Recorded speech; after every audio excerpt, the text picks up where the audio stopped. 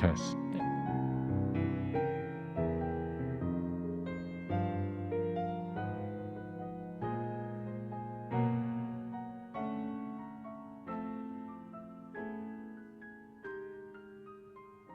Good morning, everyone. My name is Dr. Jesse Leong. You may use he or they pronouns for me. I'm going to introduce the music today since it didn't make it into the order of the service. So the prelude and postlude are commentary on our wonderful guest preacher, Ebony's theme of workers' rights and the value of social justice and labor. So the prelude is the song Another Day in Paradise by Phil Collins, which is, if you don't know the story, it's kind of what happens if we don't really heed Ebony's words today. And the postlude will be a song called Never Break by John Legend, which is what happens if we most certainly do.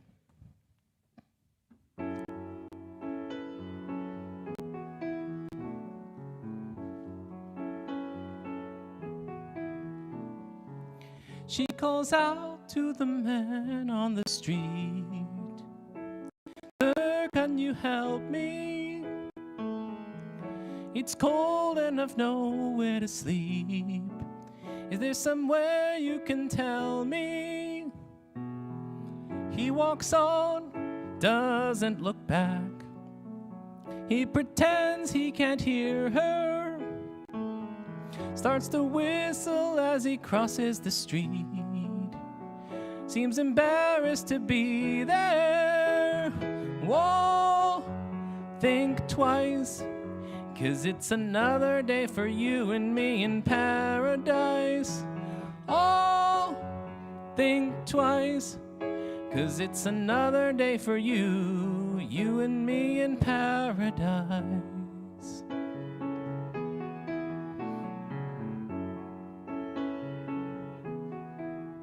Think about it.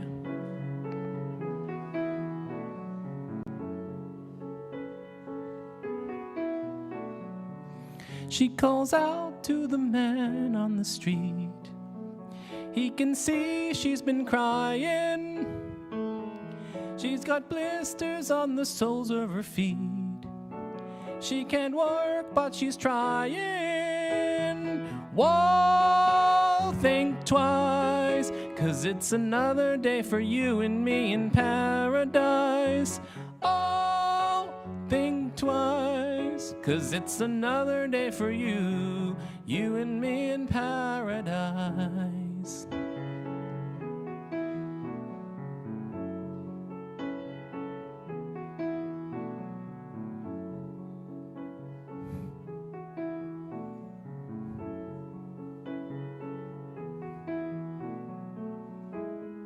Oh Lord, is there nothing more anybody can do?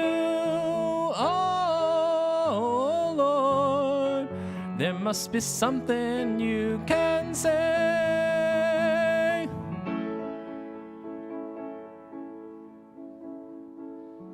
You can tell from the lines on her face. You can see that she's been there.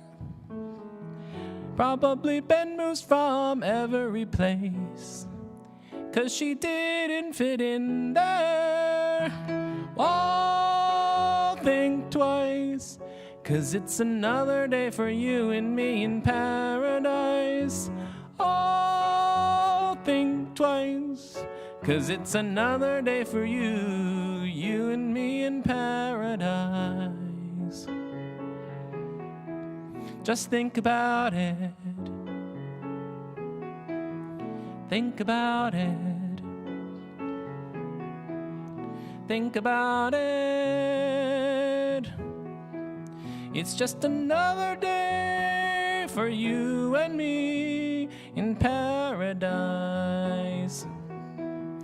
It's just another day for you and me in paradise.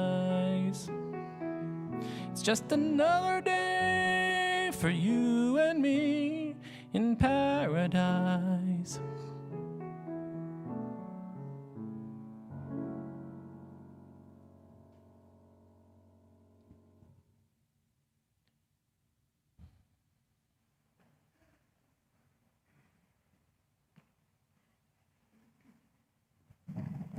Good morning. Welcome to the Unitarian Universalist Church of Arlington. My name is Linda Battellini, and I serve as your Vice Chair, Board of Trustees. Ours is a community of diverse theologies, of people with various cultural, racial, and class backgrounds. We have a broad range of genders and sexualities, people with disabilities and abilities, both seen and unseen. Some here bring the culture of their family's religion with them. Some find inspiration in the great books. Others in the great outdoors, like yesterday. And others in great sermons and great conversations in coffee hour and covenant groups. Whoever you may be, we welcome you to join us with your whole self, here where we come together for community, we find inspiration, and we live with purpose together. The board this Tuesday is finalizing our budget for the 2023-24 church year to support this vital mission. We have a team of ministers and staff that's recognized for the excellence of their leadership, its creativity, and its caring for our congregation. Almost all of you have pledged your support, and yet we still have a gap that we would like to fill to cover a deficit. If you haven't yet pledged, there's still time. There's yellow cards in the pews there, you can see them. And if you maybe could increase your pledge a little bit, it would really be appreciated. You can give it to me after the service or put it in the collection plate when it comes around. The budget you vote on at the annual meeting will reflect all of these gifts, and we will be so grateful for the extra effort that it takes on all our parts this year. Thank you as always. I have faith in your generous and joyful support. And now I invite you to stand and greet your neighbors, especially reach out to someone who's new to you.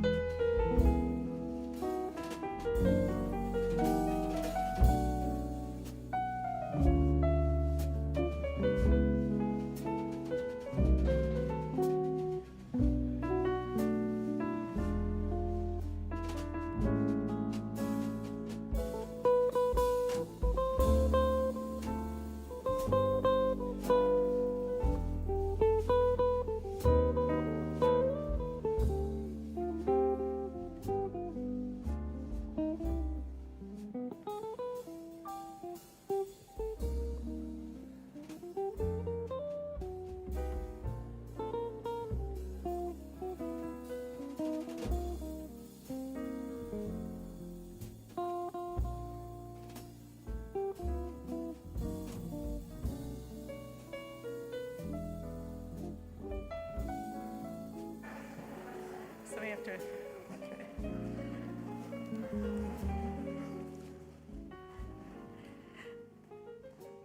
Well, today I have the honor and the pleasure of introducing our guest speaker, Ebony Peace.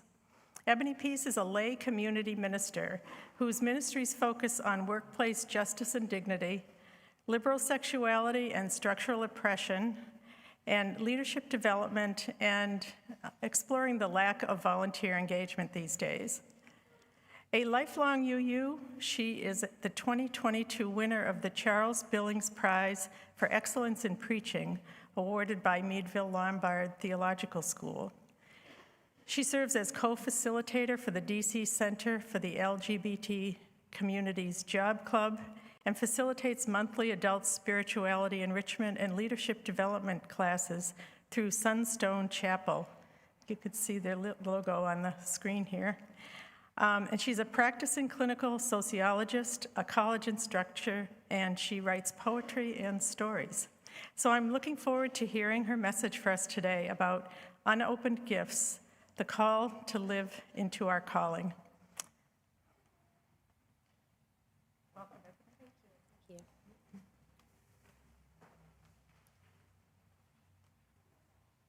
Our call to worship this morning Let There Be Light by Gordon B. McKeeman. Let there be light. Let it shine in dark places, in moments of pain, in times of grief, in the darkness of hatred, violence, oppression, where there is discouragement and despair. Wherever darkness is to be put to flight, let there be light. Come, let us worship together in the name of all that is holy. Before we light our chalice, it has become our practice to light a candle of compassion, a symbol of our care for and solidarity with all who are suffering, experiencing violence, and all who are fearful or lonely. But first, the good news. June is LGBTQIA Pride Month.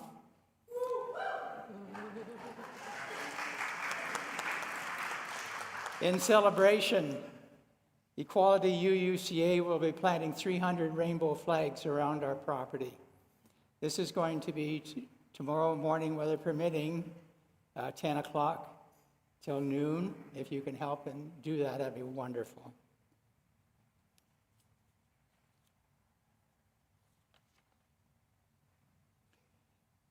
As always, it seems, we hold up the people of Ukraine in their continuing struggle for freedom of their sovereignty.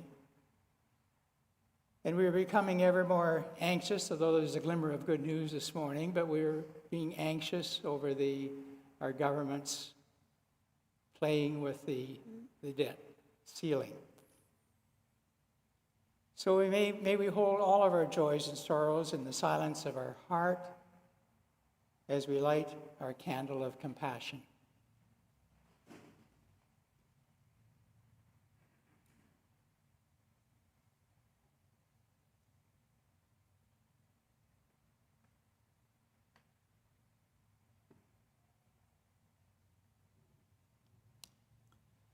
And I'm inviting you to join me in spirit with Unitarian Universalists from around the world in lighting our chalice.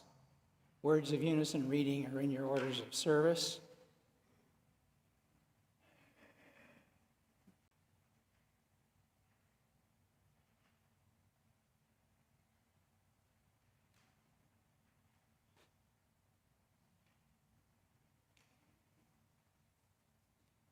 We gather together as a community of memory and hope to celebrate life and its infinite possibilities for love.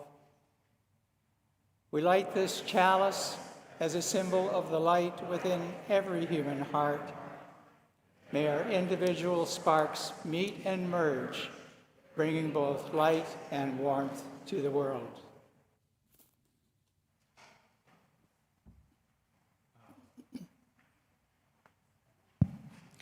Our opening hymn is 1017, Building a New Way, in your teal hymnal. We are going to sing verses 1 and 2. Please rise in body or spirit as you're willing and able, and join along.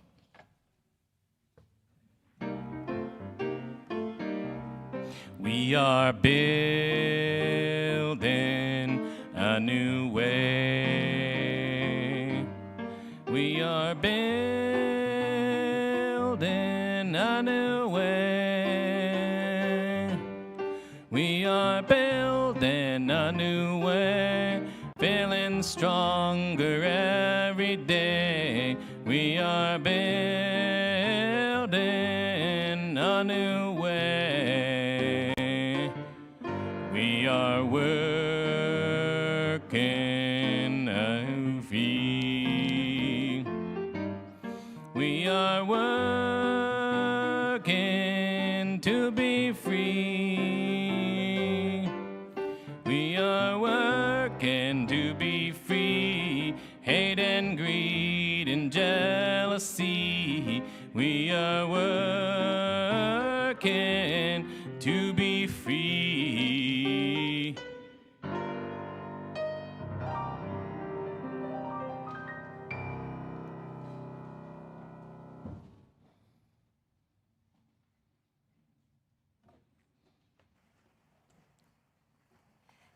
Hello. My name is Jane Tricky. I'm going to be doing the wisdom lesson for the day, so if anyone who is young or young at heart would like to come up and join me, I would welcome that greatly.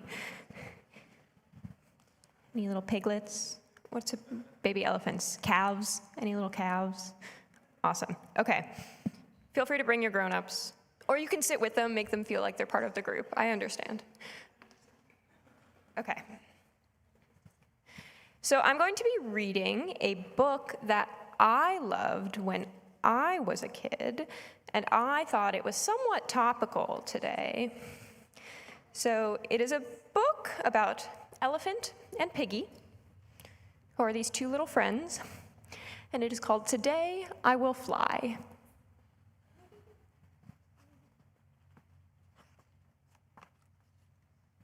Today I will fly. Can pigs fly? Questionable. We'll figure it out, I guess. No. You will not fly today.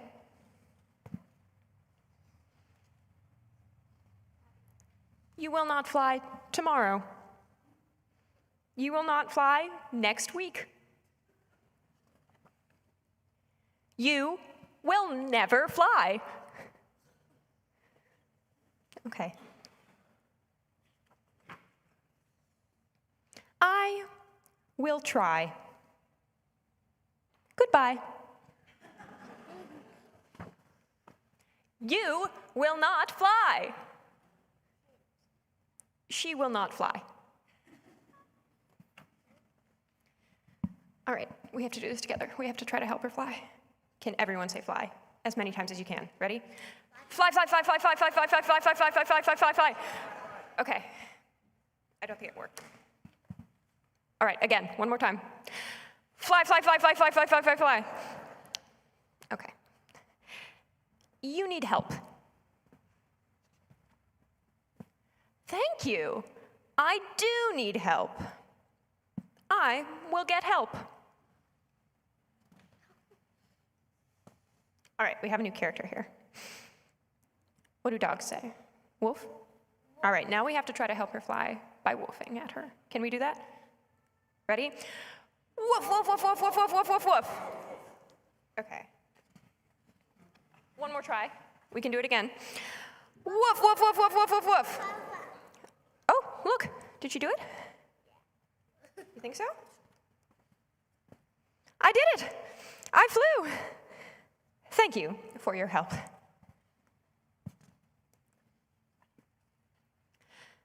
You did not fly. I did not fly? You jumped. I jumped. It was a big jump. It's true.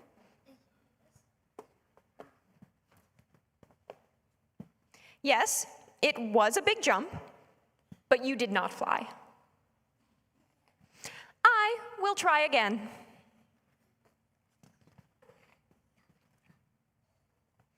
I will eat lunch. Goodbye. All right, one more time. We have to say fly. Ready? Fly, fly, fly, fly, fly, fly, fly. Okay. Oof. Oh, she fell. Oh, no. Oh. You need help. I do need help. We have a new character here. Everyone see that? What type of animal is that? Duck. A duck? Yeah, that's what it looks like, right? Okay. Will you help me? I will. I will help you. Thank you.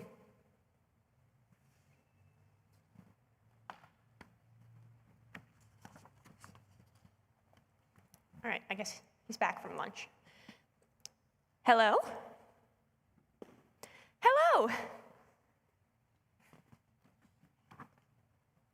You are flying. You are flying today.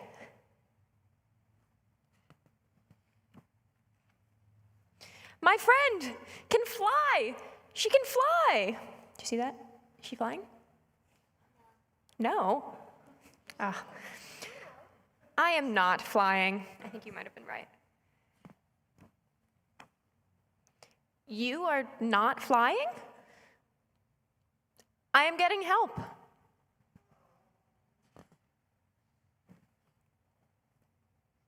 Thank you for your help.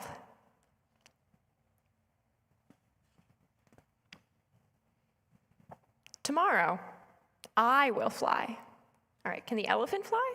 What do you think? No. No? All right. Well, you can try. Good luck. All right, the end.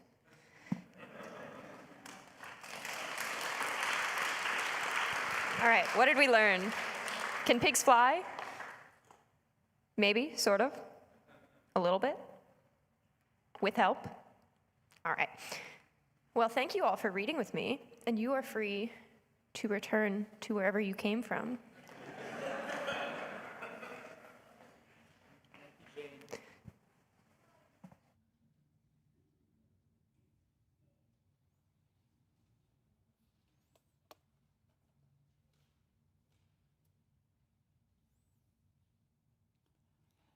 As we move deeper into our service,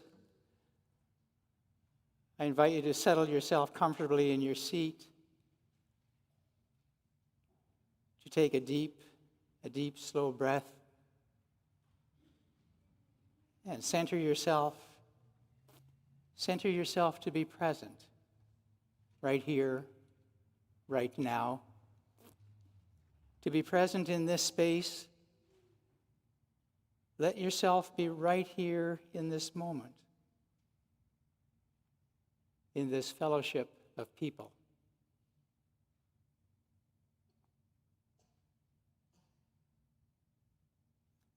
We gather to remember. We gather to remember those who could not grow old and those forced to grow old long before their time. We gather to mourn and grieve with one another all of our losses, the people, the stories, the loved ones, and the futures that could have been. We gather to do the hard work of facing the difficult realities of our present and past, where there is conflict, violence, war, and hatred. We gather to hold space for silence as we try to make meaning of our history, to help us work for peace and justice today.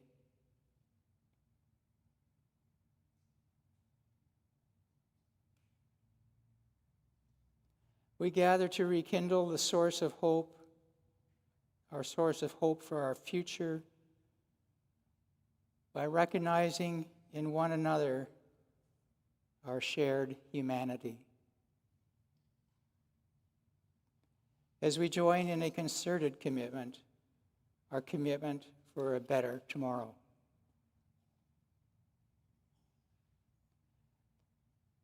We gather because we need community, this loving community, to do this holy work. May we remember those who could not grow old as we do this holy work in their name.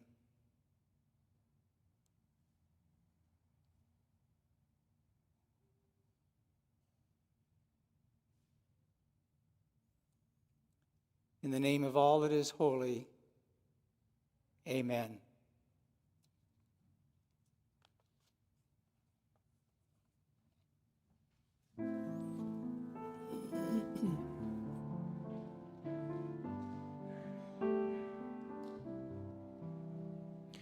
When fuente de amor, ven hacia mí y al corazón cántale tu compasión. Sol cual volar, sube en la mar, hasta moldear la justicia de la vida. Arráigame, libérame, fuente de amor, ven a mí, ven a mí. Spirit of life, come unto me. In my heart all the stirrings of compassion. Blow in the wind, rise in the sea, move in the hand, giving life the shape of justice. Roots hold me close, wings set me free. Spirit of life, come to me, come to me.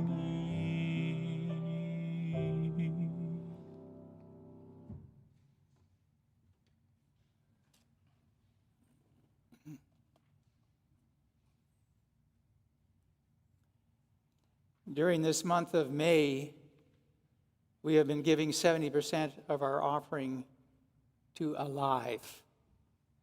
Alive is a nonprofit organization operated by 49 faith congregations, working together to provide food, shelter, and other essential services to people and families in need in Alexandria.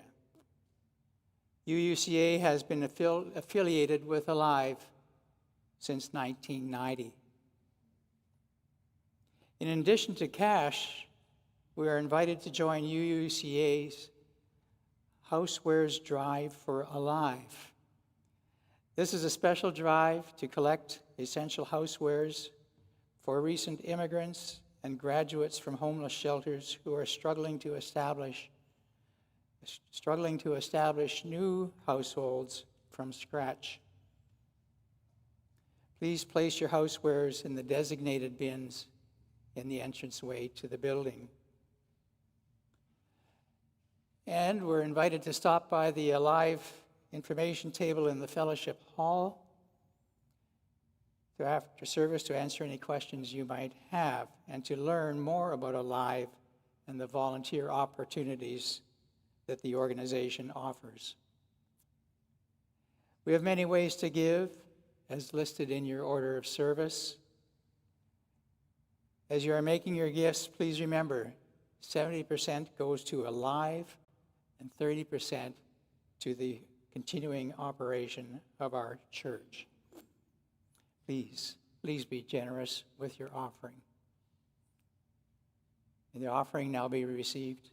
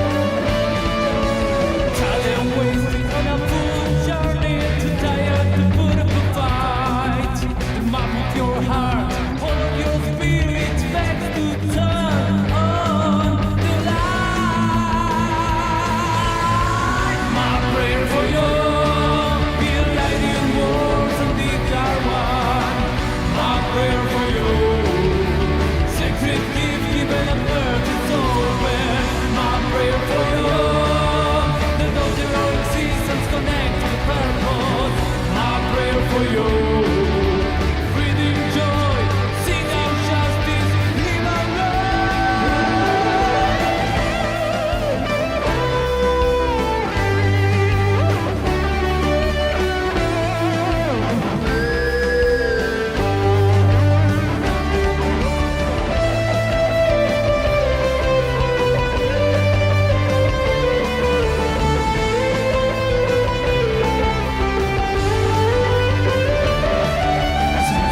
tristes tus sueños destruidos, demasiado pobre para seguir tu pasión.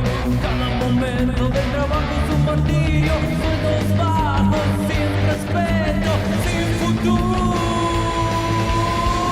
Y plegaría por ti, las palabras y las acciones son uno. Y plegaría por ti, será el don sagrado concedido al nacer. Y plegaría por ti, los puntos de tu vida conectan un propósito. Y plegaría por ti, respira alegría, canta justicia, vive amor.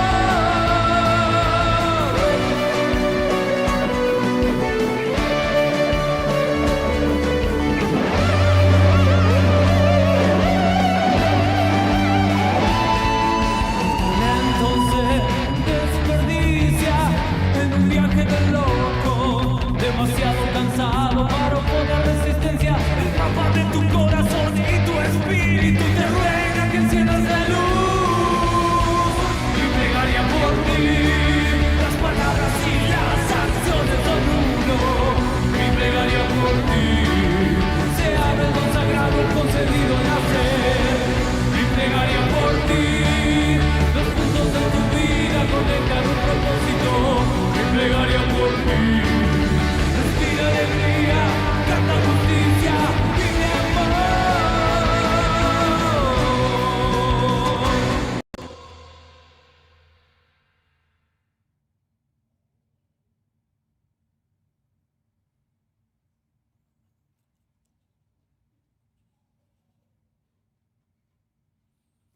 Ushers, please come forward.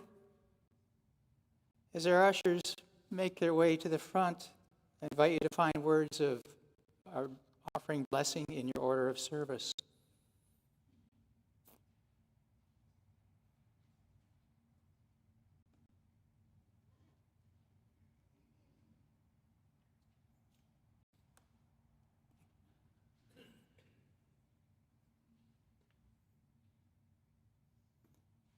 We bless and receive these gifts, opening our hearts to the true generosity.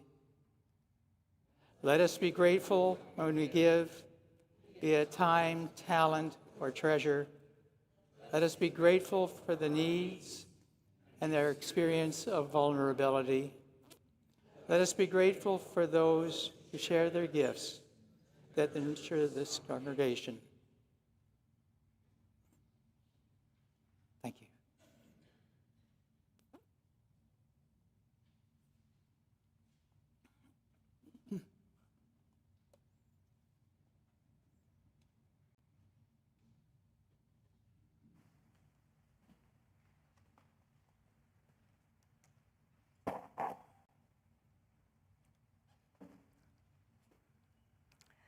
My name is Phyllis Liner, and I started attending UUCA in 1972 when my family moved to the area.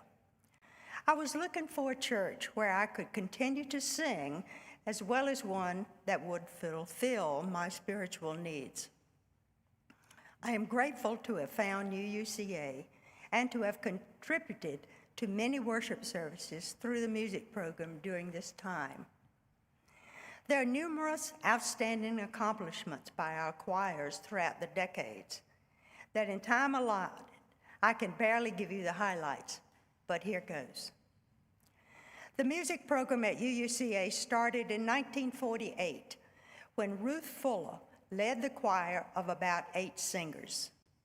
They crossed their fingers that enough people would show up so that there would be 2 on each part. In 1952, the church hired a very young Vera Tilson, who had a reputation of being very independent but talented. The 1950s saw this church deeply involved in the racial segregation issue. Vera brought music to the church's highly successful interracial summer workshops during a time when Virginia required that schools be segregated.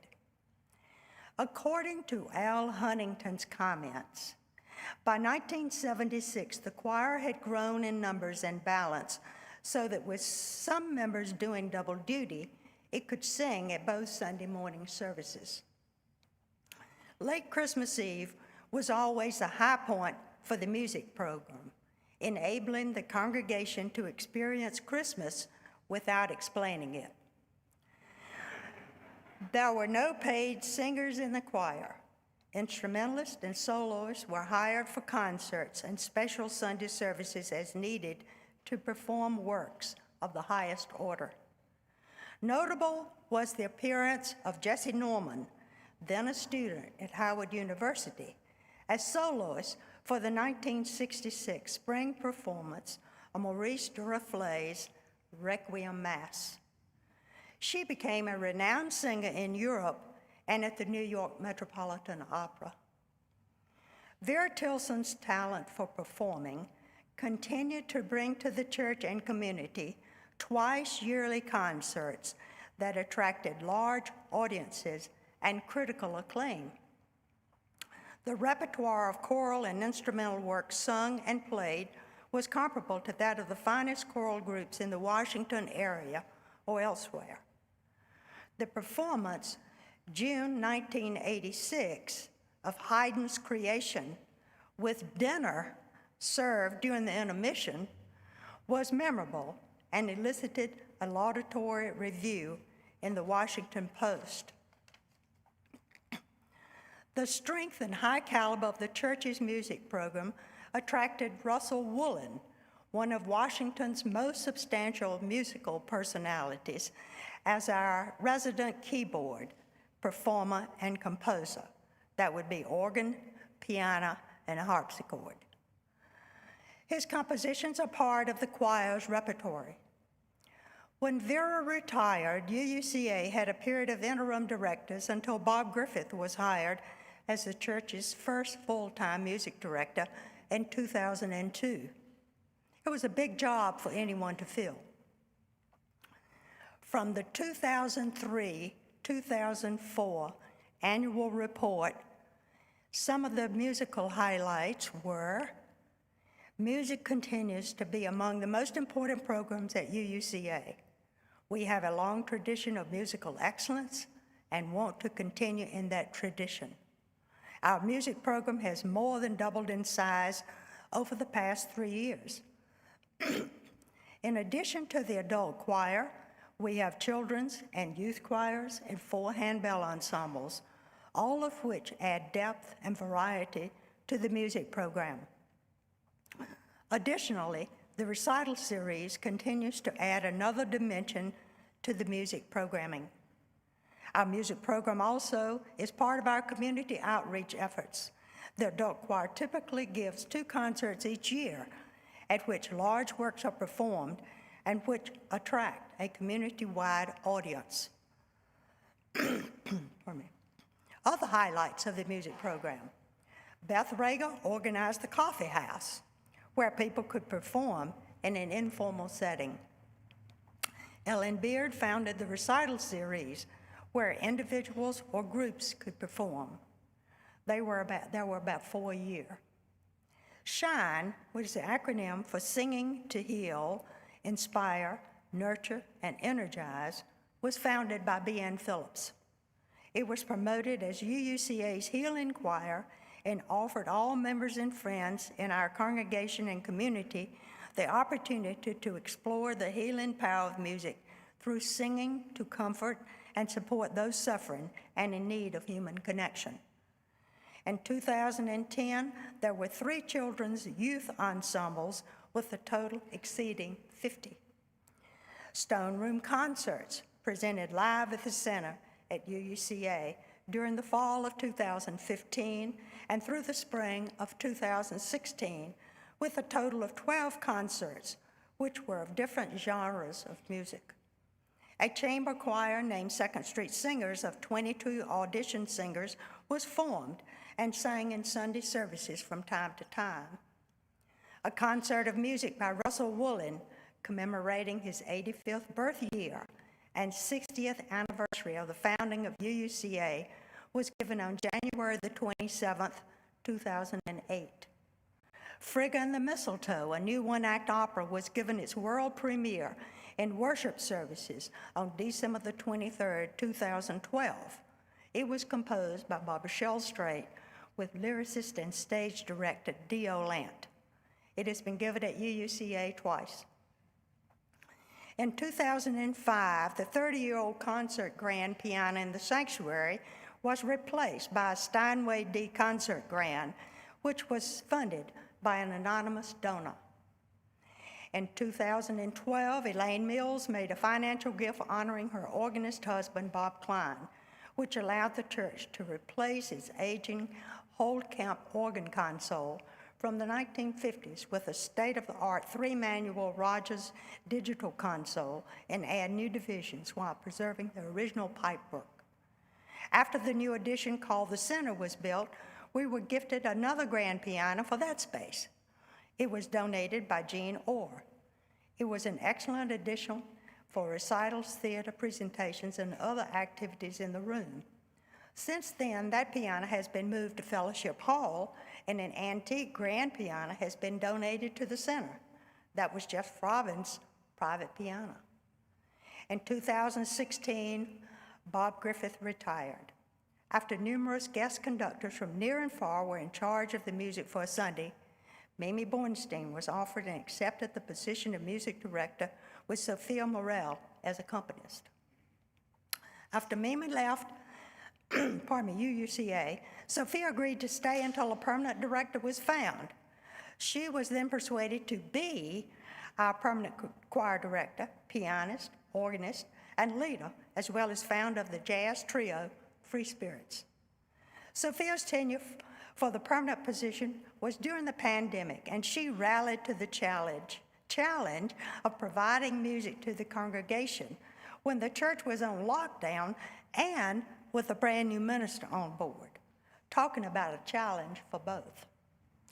Sophia wanted to have a choir, and she stretched her technical skills, and so did the choir when we recorded our individual voices, sometimes with video, and then sent her our recordings.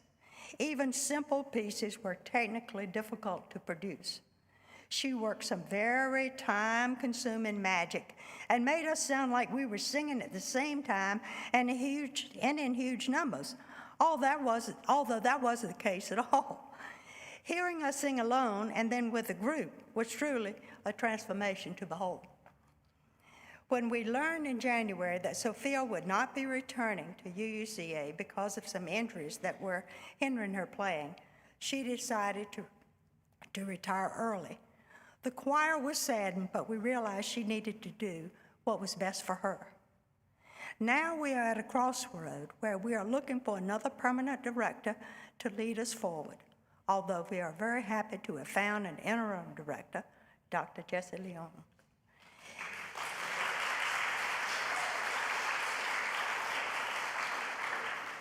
Here's to the future music program at UUCA.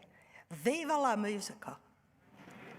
I have compiled, this is one of 3 books that I made.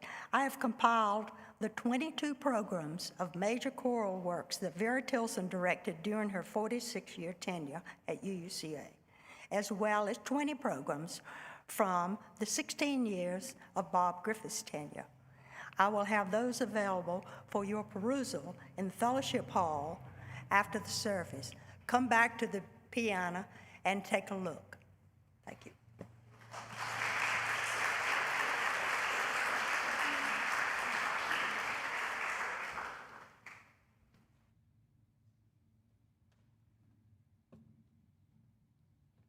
Good morning.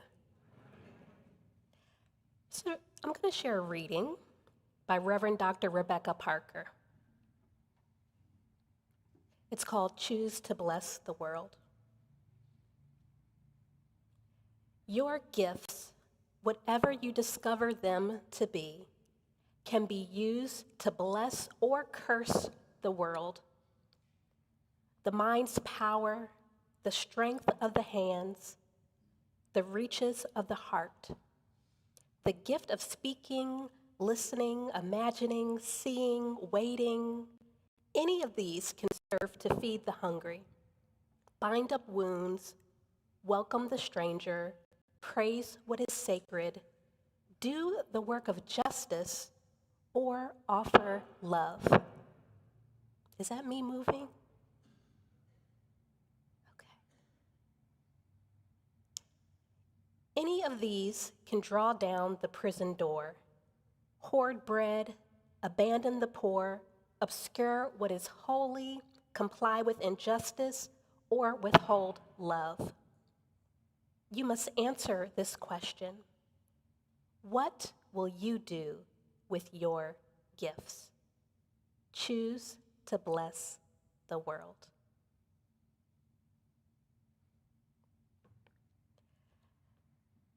So my sermon today is titled, Unopened Gifts, the Call to Live into Our Calling. Okay. So my first question is, what if? What if we and the rest of our UU sibling congregations got rid of all the multiple justice-related committees in our congregations? The Justice Ministry gone, the BIPOC or People of Color Indigenous group gone, the Immigrant Justice Ministry, whatever we call them, what if we let them go? Why would we do that? What might it look like if we did? How would getting rid of all of our justice committees help make anything better? Are these not the kind of committees where most of our faithful, holy work gets done? I'm a lifelong Unitarian Universalist, and for my whole life, I've understood what we want as a community of faith is peace on earth. We don't get to peace without justice. We don't get to justice without love. For us to have peace on earth, I'm keeping hearing that little sound. To the side? Okay. Oh, okay. I knew something was going into something. Let's see here. Okay.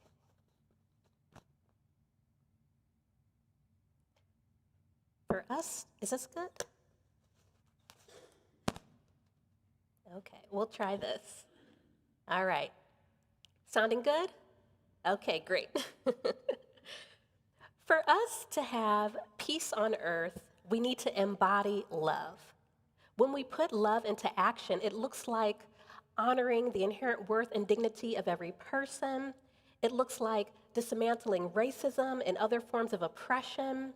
It looks like settling for nothing less than justice, equity, and compassion. Love in practice is acceptance of one another, encouragement, truth-finding, truth-telling. It's democratic fairness and liberty. When we love, we hold sacred the interdependent web of all existence. So what does loving ourselves have to do with getting rid of our many committees? So let's explore this, and most importantly, let's explore how can we best love ourselves from a perspective that relentlessly connects us with the divine. How can we fulfill our calling as a community, as a congregation? And then once we've grounded ourselves in loving ourselves, then we can peel back the layers and reflect on how we might best love others, specifically within the congregations we are a part of and the larger world community. So let's be clear that loving ourselves is taking care of ourselves. I've seen that one of the best ways to care for ourselves and love ourselves is to follow our calling, do what we've been put on this earth to do. In the context that I work, I view our calling as the work of our life's purpose. For others, they might call it their authentic vocation. Some fulfill what they're called to do through paid employment, while others live into their calling without financial compensation. And this is true for many of our congregations. At a congregational level, we also have a congregational calling. What is our congregation called to do? What is UUCA called to do? Challenges come when we and other UU congregations try to be the wrong things or too many things and not what we've been called to do. The entire world needs saving, but as a single congregation within the larger web, we are meant to make a big impact with a small focus. Instead, we often try to be and do more than our humble budgets and small-size congregations can manage. Caring for ourselves, loving ourselves means answering our call. And I say answer because it indeed calls to us. It sings. For some, we feel it in our bones. For others, we've put earmuffs on because someone told us listening to that beautiful song is irresponsible, not realistic, ridiculous. Some taught us to fear that beautiful, holy tune. Some of us who feel our call in our bones ignore it because we're convinced our feelings don't matter. Our calling is our unique purpose. When we follow our call, the universe, in its gratitude for us finally accepting our call, gives us what we need to thrive. This includes clarity and financial abundance. Imagine what we could do with more income. Imagine the freedom and the self-determination we can lean into. Imagine the opportunities that could be brought to UUCA to deepen its spiritual growth. Imagine communities and causes that you could bless. When we follow our call, we do work that's meaningful, fulfilling, and serves others. We make the contributions we've been put on this earth to make. Doing what we've been called to do isn't always clear-cut, and we might confuse what our calling is with doing something great, and it's not always the same thing. Another point is that what we've been called to do at this moment may be different than what we've been called to do 6 months from now. To know the call of the moment means always listening, always feeling, always discerning. We all benefit when we each connect to our purpose, which connects us to the divine within us. The Gospel of Thomas, verse 70, reads, "If you bring forth what is within you, what you bring forth will save you. If you do not bring forth what is within you, what you do not bring forth will destroy you." I understand this to mean that doing the work of our life's purpose is life-saving. It brings the deepest kind of joy. Not following our call causes us and our community to suffer. We see the suffering around us. People destroyed and exploited. They have no room in their lives to think about, much less follow their divine giving calling. My lived experience has shown me that when we don't follow our calling, we merely exist. We don't live. The Gospel of Thomas reminds us of this spiritual law. Whether we are an individual or a congregation, it's our duty to follow our calling, to love ourselves. Following our calling is the epitome of love. It's the way we say thank you and show our gratitude to the Spirit. Following our call is the way that we accept and embrace our interconnectedness, the way that we show love.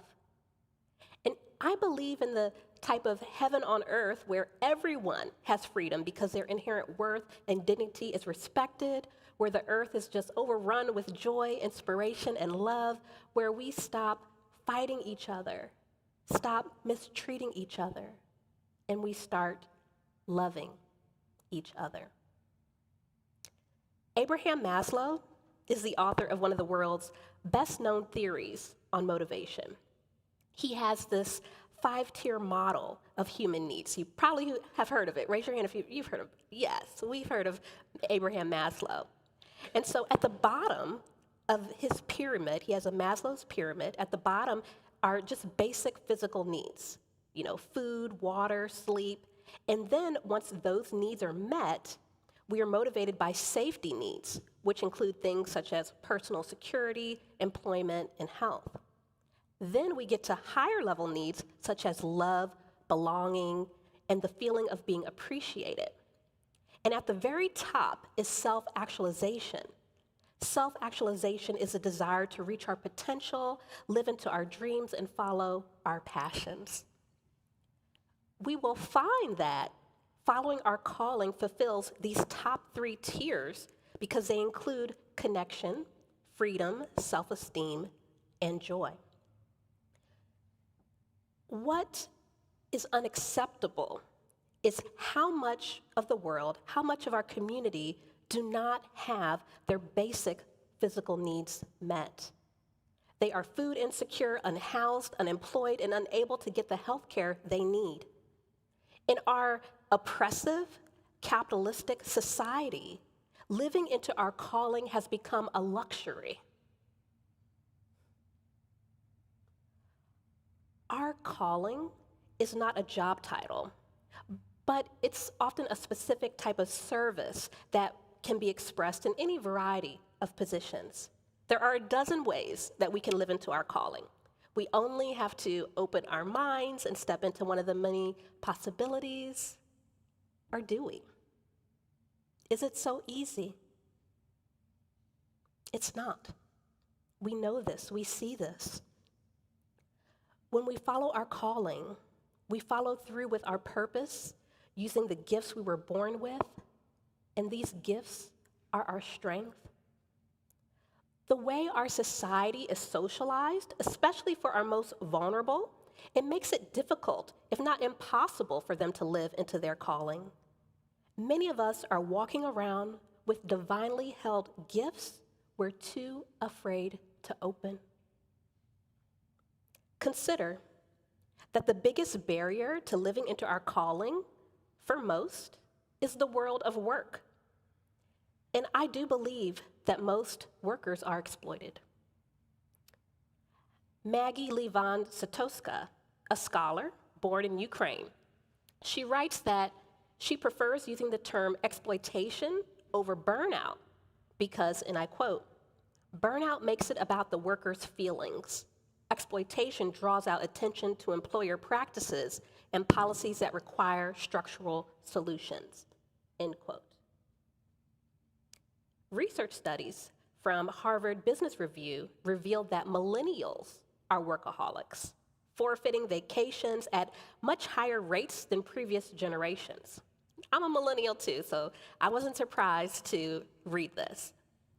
A different survey drawn by Project Time Off found that millennials are also more likely to make fun of colleagues who take vacation. Can you imagine that? You take a vacation and they say, "Oh, you're taking a vacation," and that's not good. That's not a good kind of work culture. These are the same millennials we would love to have in our congregations, yet they are overworked and seem to have little time for multiple church meetings or 3-year committee term commitments. They seem trapped in the rat race. As a Black woman, my ancestors were attacked and enslaved by greedy, merciless people, exploited in body, mind, and spirit. The physical chains eventually came off, but replaced were invisible chains in some of their hearts and minds. And this caused some to remain on the plantations even when presented with opportunities to escape. Some enslaved felt their abusers were doing them a favor by enslaving them. Some believed that the risk of escaping was too high. They felt trapped. They were enslaved because of economic greed. So, where is the line between an employer and an oppressor? How many workers feel grateful to have a job even when it doesn't provide for their basic needs? How many feel afraid or trapped at the mercy of their employers? Not all employers are terrible. One outlier named Dan Price, not a perfect person, but in terms of their place that they've created called Gravity Payments, this Gravity Payments company, it's often cited as a model for economic justice at work. And so Dan Price is on social media every day advocating for workplace justice. And he has this values-based philosophy, which translates into him launching a $70,000 a year minimum wage at his company. And instituting this minimum wage of $70,000 actually tripled their revenue. And there are other CEOs who have a very different opinion about how much employees should earn and who should fit the bill. The Government Accountability Office, they undertook a study revealing that approximately 70% of adult wage earners in federal aid programs such as Medicaid and food stamps, that they worked full-time hours. It found many recipients are employed by large, profitable companies such as Walmart, McDonald's, Dollar Tree, Amazon. In short, we taxpayers are subsidizing the livelihoods of many full-time workers because we allow companies to pay less than a living wage. The worker is being exploited. The taxpayers are being exploited. In our Unitarian Universalist culture, we often focus on racial justice. Yet, for example, studies by the Liberal Economic Policy Institute and the Social Mobility Commission continue to find social class as more likely to determine success outcomes than race or merit. These findings seem to suggest that money makes the world go round, not necessarily race.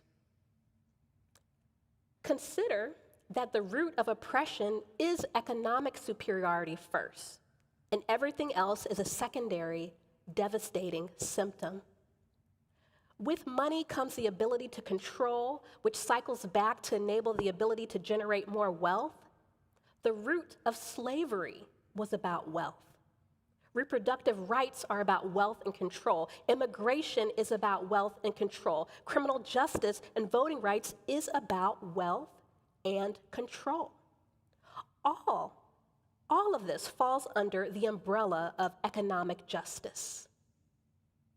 Through control and fear, many of us, or those we care about, are left with little more than the ability to live day to day. The system is designed to keep us from following our calling because our calling is empowering. Our calling gives us courageous faith to journey through the fear. Our calling helps us get out of the rat race. We as individuals are in the rat race. As congregations, we are in the rat race. This exhausting, competitive daily routine filled with a scarcity mindset and financial struggle. We must deliberately exit out to follow our calling.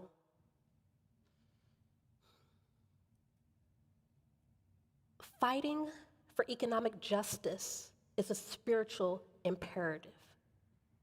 There is no expression of inherent worth and dignity when economic exploitation is present.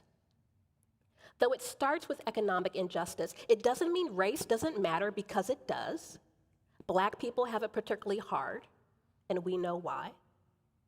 I recently learned that there's a whole book on the phenomenon called The Black Tax, The Cost of Being Black in America, by Sean D. Rochester.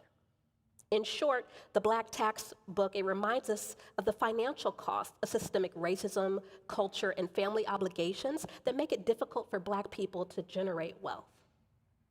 In the workplace, many experience fear, intimidation, and mistreatment. As a faith community, this should not be happening under our watch. Let's take a lesson from our siblings in faith, the Catholics, for example. The Catholics, they believe it's a spiritual duty to end labor exploitation. For example, the Catholics had, or at least they had, a really impressive role called labor priests. The two most notable were John Ryan and Francis Haas. They, as described in the Catholic University archives, they advocated for collective bargaining rights in the 1930s, the New Deal, out of their convictions of just labor laws, and that just labor laws were at the heart of Catholic social teaching. These labor priests, they had educational backgrounds in social science, moral theology, and ethics. They served as Department of Labor mediators, helping to settle over 500 labor strikes. John Ryan also did extensive research into living wage issues, workers' rights, and employee-employer obligations. These two, John Ryan and Francis Haas, they're the epitome of community ministers. And I imagine that these labor priests took note from the Bible where it reminds us not to forsake our divine given gifts, our holy gifts, which we use to follow our call. And Matthew 6 says, "Give not that which is holy unto the dogs, neither cast ye your pearls before swine, lest they trample them under their feet and turn again and rend you." I may not know exactly what your purpose is, each and every one of you, but I can tell you with certainty what it is not. Our purpose is not to suffer and be exploited. Our purpose is not to sit back and watch others experience unethical labor practices. Our purpose is not to give the best of our spirits to workplaces that forsake us. It is not to give our soul to those who do not deserve it. To do so is unholy. I'm inspired by these labor priests.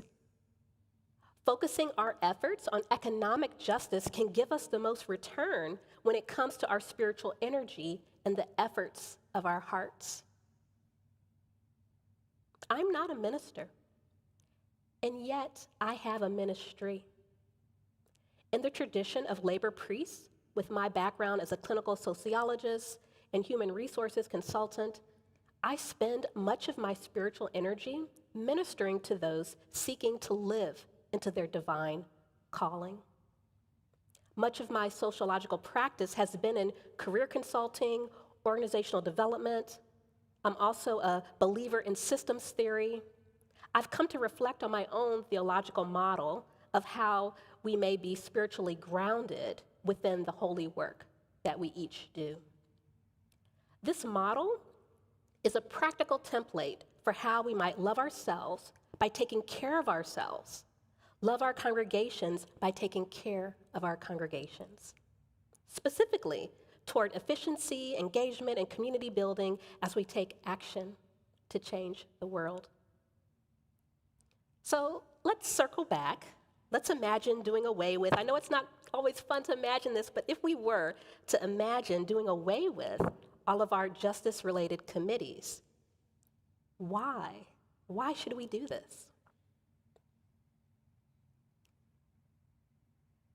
As a faith, we are trying new things in outdated, old structures. And then we wonder why it seems so hard to make positive change. In our small, intimate, and heavily siloed committees, we serve ourselves and offer a few good tidings to the world. And with silos removed, we could serve more deeply, be better stewards of our time, money, and energy, make a bigger impact. We believe we are interconnected, but in practice, in our communities, in our congregations, we are disconnected A committee here, a committee there. We become defined by the committees we are a part of instead of the whole, instead of our faith. In the book, Justice on Earth, People of Faith Working at the Intersections of Race, Class, and the Environment, Pamela Spar writes, "We often operate in narrow silos of particular interests, both within our congregations and in national organizations. Those who work on environmental or climate issues don't talk with those interested in racial justice or who work on affordable housing or mass incarceration. The group interested in economic justice issues is in its own corner, and the people who care about multiple issues get burned out going to so many meetings. This siloed situation has to change if we are to preserve our sanity and health and maximize our effectiveness." End quote. Many of the scholars of our faith agree. We must apply intersectionality. However, most stop short of providing a concrete model of what this looks like in practice.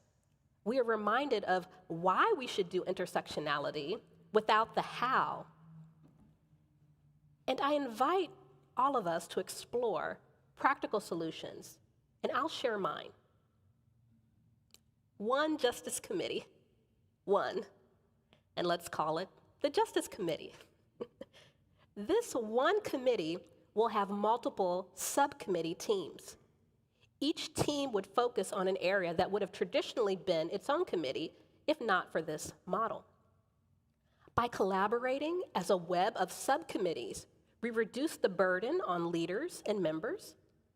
They meet together, one meeting, yes, one, and then caucus in their subcommittee teams during the meeting. They come back to report out. Everyone knows what everyone else is doing and why. Subcommittees take notes, and those notes are accessible to everyone.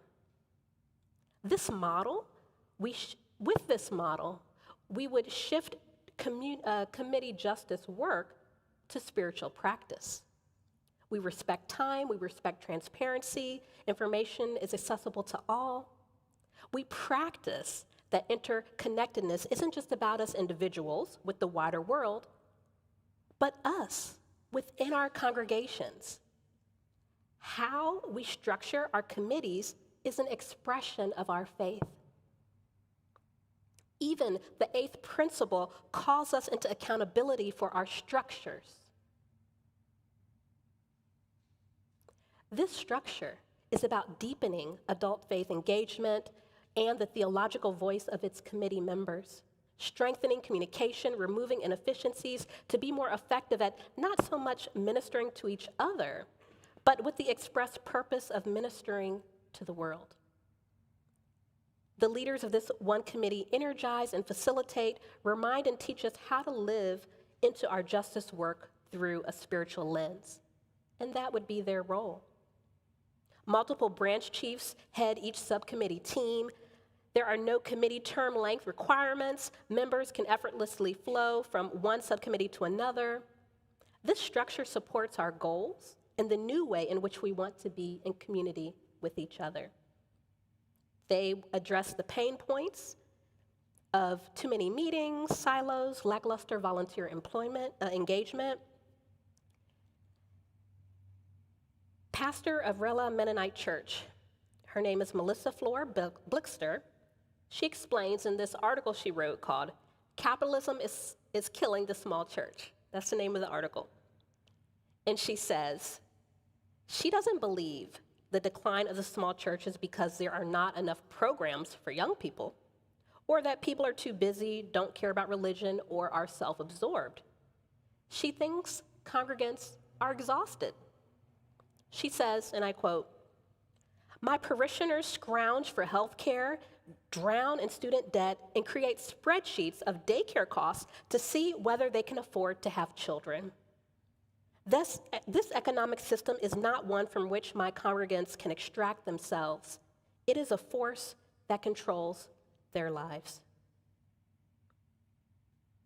The small church, and most UU congregations are small, cannot sustain multiple meetings, multiple committees, and less support.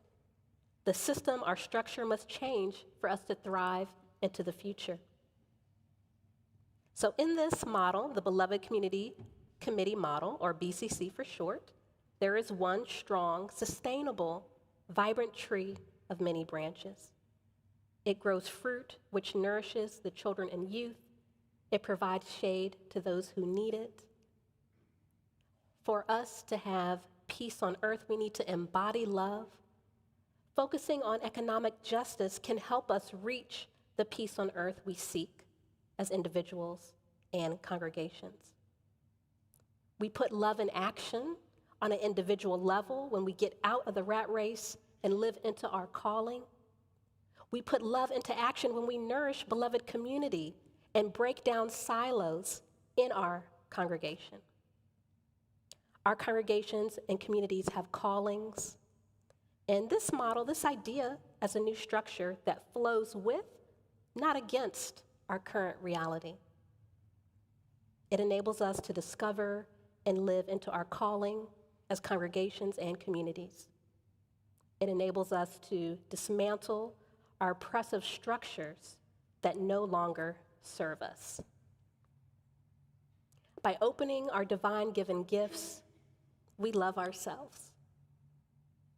We love ourselves. When we do this, we are better prepared to love our neighbor, our faith community, the world. May it be so.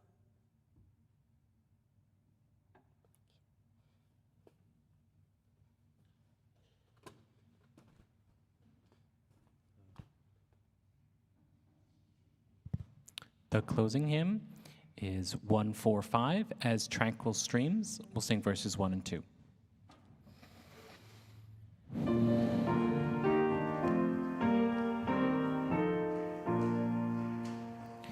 As tranquil streams that meet and merge and flow as one to seek the sea, our kindred hearts and minds unite to build a church that shall be free, free from the bonds that bind the mind to narrow thought and lifeless creed, free from a social code that fails to serve the cause of human need.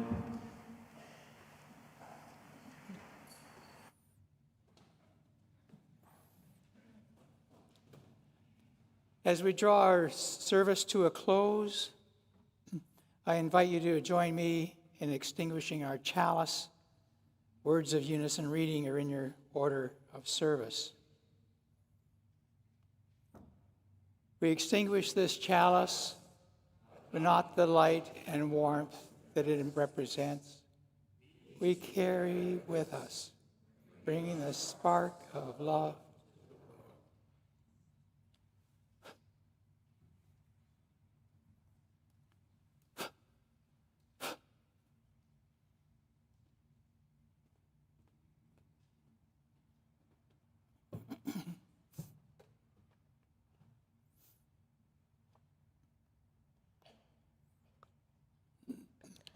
These words by Shirley Chisholm, the first Black woman elected to the United States Congress. She says, "We don't make progress by standing on the sidelines, whimpering and complaining. We make progress by implementing ideas." End quote. This is the day for the implementation of holy work and the deepening of beloved community. Let us be faithful stewards of the work ahead. May the Spirit give you peace. May we practice love. Amen.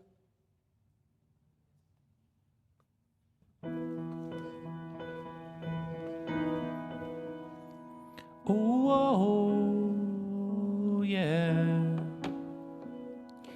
We got a good thing, babe.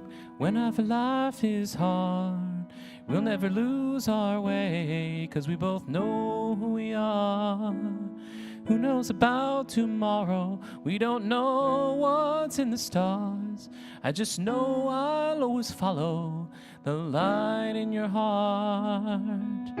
I'm not worried about us, and I've never been. We know how the story ends. We will never break. We will never break. Built on a foundation strong enough to stay. We will never break. As the water rises and the mountains shake, our love will remain. We will never, no, no, never. We will never, no, no, never. It's more than a good sensation. It's more than a passing fling. You are the explanation of what love really means. It's bigger than you and me. It's 1 + 1 = 3. When we talk about forever, there's forever's what we mean. So I'm not worried about us, and I've never been. No matter what might come our way, we will never break. We will never break. Built on a foundation stronger than the pain. We will never break. As the water rises and the mountains shake, our love will remain. We will never, no, no, never. We will never.